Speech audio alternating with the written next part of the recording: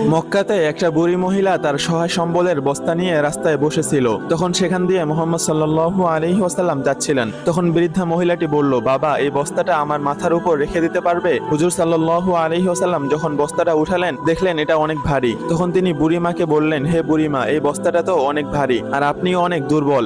আপনি যদি কিছু মনে না করেন তাহলে বস্তাটা আমি আমার মাথায় নিয়ে আপনাকে গন্তব্যে পৌঁছে দেই। তখন বুড়িমা হেসে বলল, বাবা, এর চাইতে ভালো আর কি হতে পারে? হাঁটতে হাঁটতে বৃদ্ধা মহিলাটি বলতে লাগলো, মক্কাতে মোহাম্মদ নামের একটা জাদুকর এসেছে, যে নিজেকে আল্লাহর রাসূল বলে দাবি করে আর আমাদেরকে মূর্তি পূজা করতে নিষেধ করে। আমি মক্কা ছেড়ে পালিয়ে যাচ্ছি, তুমিও পালিয়ে যাও। কথা বলতে বলতে তারা গন্তব্যে চলে আসে। বুড়িমা জিজ্ঞেস করলো, হে বাবা, তোমার নাম কি? হুজুর সাল্লাল্লাহু আলাইহি ওয়াসাল্লাম বললেন, বুড়িমা, আপনি সারা রাস্তায় যার নিন্দা করেছেন আমি সেই আল্লাহর নবী হযরত মুহাম্মদ সাল্লাল্লাহু আলাইহি ওয়াসাল্লাম। বুড়ি তখন তার নূরের চেহারার দিকে তাকিয়ে বললেন, তুমি কখনো মিথ্যা বলতে পারো না। প্রিয় দর্শক, ভিডিওটি আপনাদের কাছে ভালো লাগলে কমেন্ট বক্সে ভালো কিছু লিখে যান।